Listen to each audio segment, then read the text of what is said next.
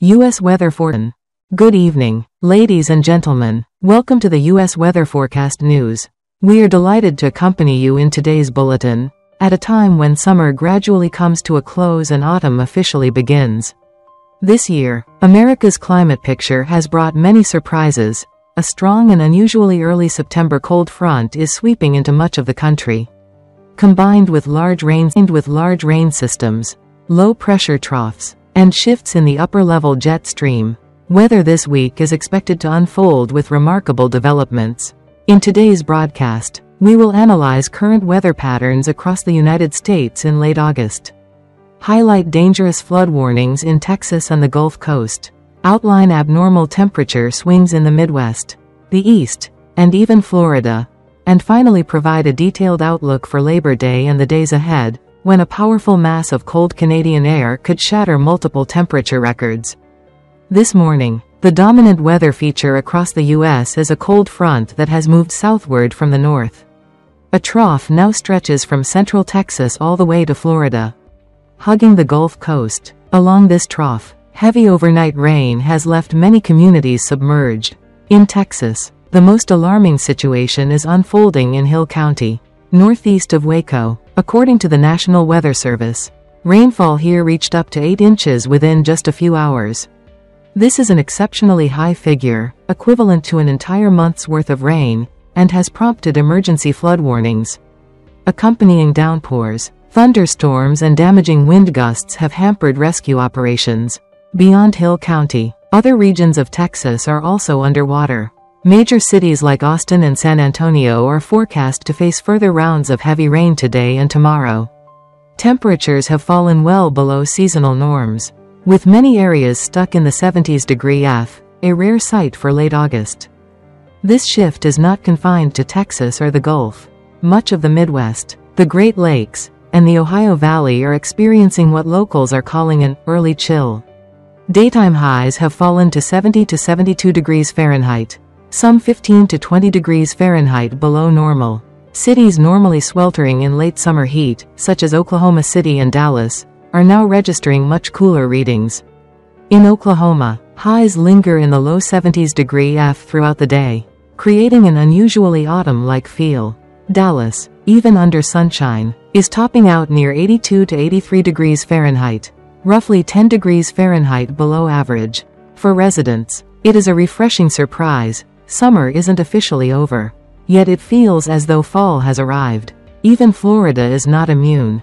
Despite its southern latitude and year-round sunshine, today many Florida cities reported highs only in the 70s degree F.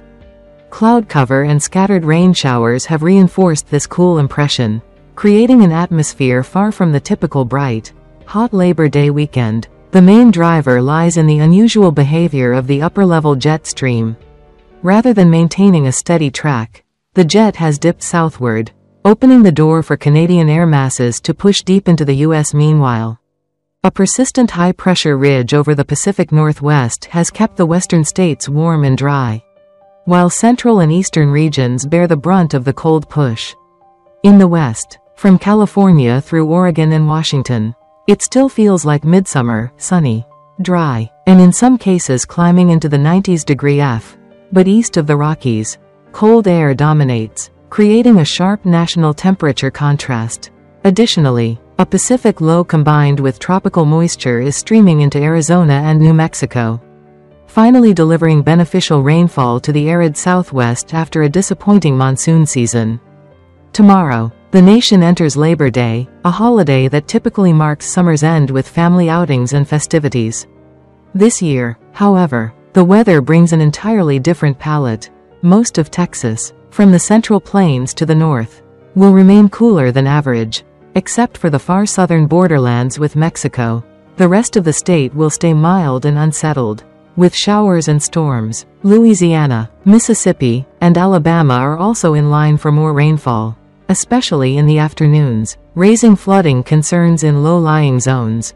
Residents are advised to avoid unnecessary travel during heavy rain. In Florida, outdoor holiday plans may be disrupted by passing showers, though the cool temperatures will reduce the usual sticky heat.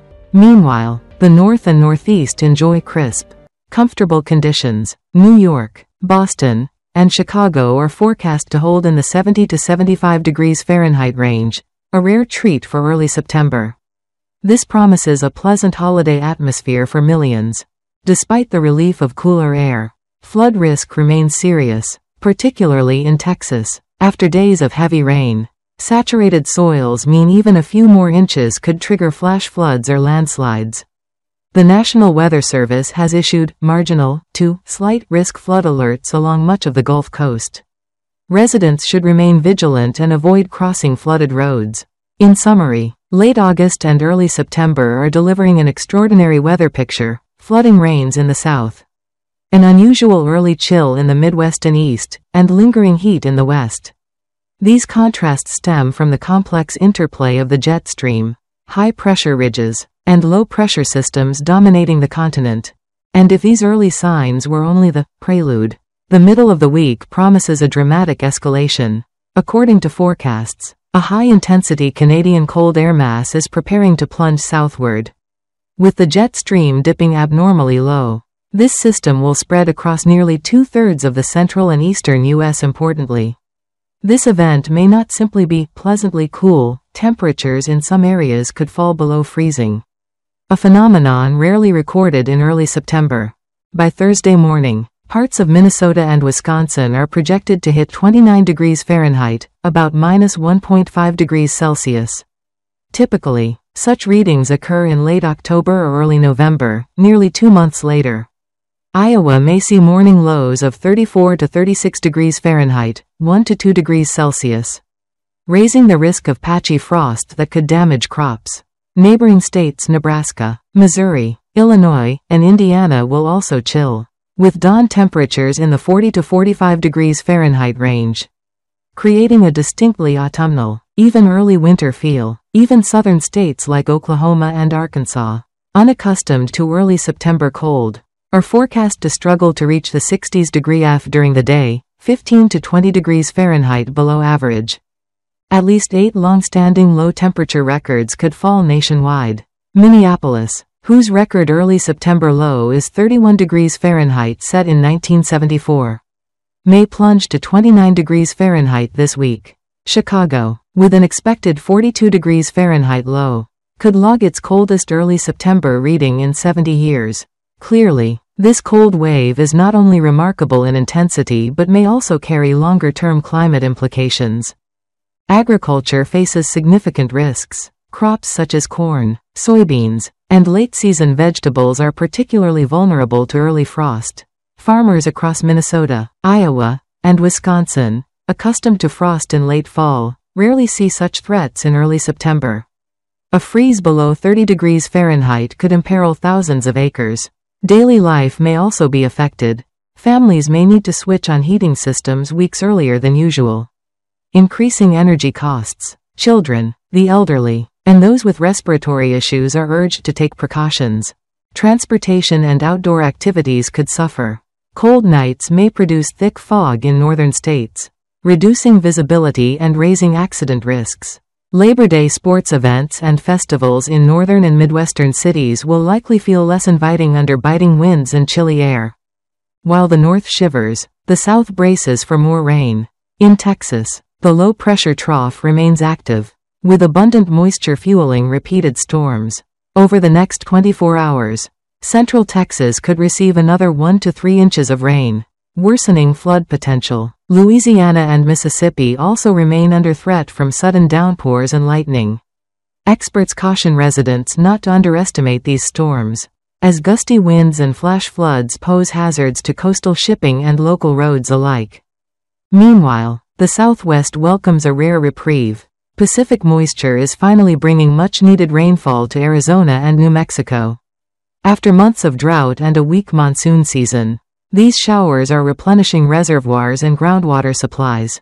Climatologists note that only a handful of times in the past 50 years, such as 1974, 1993, and 2014, has the U.S. experienced such early September cold. This year stands out not only for its severity but also for its vast reach, covering nearly all of the North, Midwest, and East. These anomalies raise questions about global climate shifts. El Niño, La Niña, and long-term variability. The cold spell is expected to persist for several days. Into next weekend, northern and central states will likely remain in the 50 to 60s degree F by day and 30 to 40s degree F by night. Only late next week will temperatures slowly recover. But the pace will be sluggish, meaning much of early September will feel like mid-fall. In conclusion, the U.S. is entering one of the most unusual early September weeks in decades. The collision of a powerful Canadian cold front, persistent Gulf rainfall, and western heat has created a striking weather mosaic. Northern and central residents should prepare for unseasonable chill, with some areas dipping below freezing. Farmers must guard crops from premature frost. Southern communities, especially in Texas and Louisiana, must stay alert to flooding. We will continue monitoring developments and deliver timely updates in upcoming bulletins. Thank you for watching the weather forecast news. Don't forget to subscribe so you won't miss any important updates. Goodbye, and see you next time.